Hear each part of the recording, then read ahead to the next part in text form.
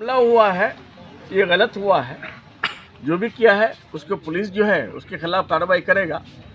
लेकिन ईडी और सीबीआई को भी चाहिए कि जब भी हम जाएं, किसी स्टेट में घुसें, तो हम कम से कम वहाँ के लोकल एडमिनिस्ट्रेशन को जो है इन्फॉर्म करें।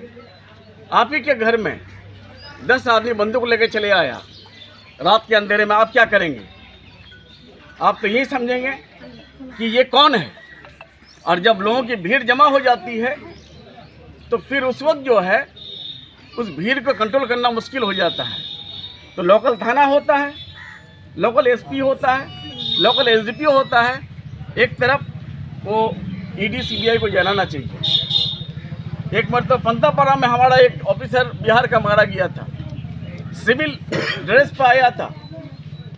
कोई थाना वाले को हमारा इन्फॉर्मेशन नहीं किया, न किसी को बताया गया। ऑल ऑफ ए सडन जो है 4-5 आदमी गाँव वाला क्या समझा कि डाकू आ गया है, डाकू समझ के सब लोग जब आए तो दौड़ के भाग रहे थे। उसी में एक आदमी का, एक ऑफिसर का हार्ट अटैक हो गया था। इल्ज़ाम किस पे आया? हमारे ग्वालपुर के लोगों पर, हमारे थाना पर। थाना हमारा वाला जवाब दिया था कि आप जब घुसे ग्वालपुर में, आपके बिहार में हम घुसेंगे तो बिहार का पुलिस का तो हमको हेल्प चाहिए, तो इसलिए बंगाल का ही पुलिस का हेल्प चाहिए था। लेकिन इन लोगों ने हेल्प नहीं किया, हेल्प लिया भी नहीं और हम लोग जानते भी नहीं थे। तो वहाँ भी वैसे ही हुआ है। और दूसरी बात जो आप बोले, तो और किसका नाम बोले आप? अधीर रंजन चौधरी कह रहे हैं कि लॉ इन ऑर्डर है नहीं बंगाल में, इसलिए ऐसा हो रहा है। अधीर रंजन चौधरी साहब को ये बात कहना चाहिए, सोचना चाहिए कि जहाँ जोट के लिए अधीर रंजन चौधरी को इस बात की भी शर्म आनी चाहिए कि पार्लियामेंट से उसको बर्खास्त किया, सस्पेंड किया था। उनको तो बदला का भाव होना चाहिए। मोदी सरकार को हटाने का कसम खाना चाहिए, बीजेपी को 33 तलाक में या ख़त्म करने का कसम खाना चाहिए। और फिर उनका लीडर कौन है? हमारा लीडर हमारा ममता बनर्जी है, हमारे चीफ मिनिस्टर।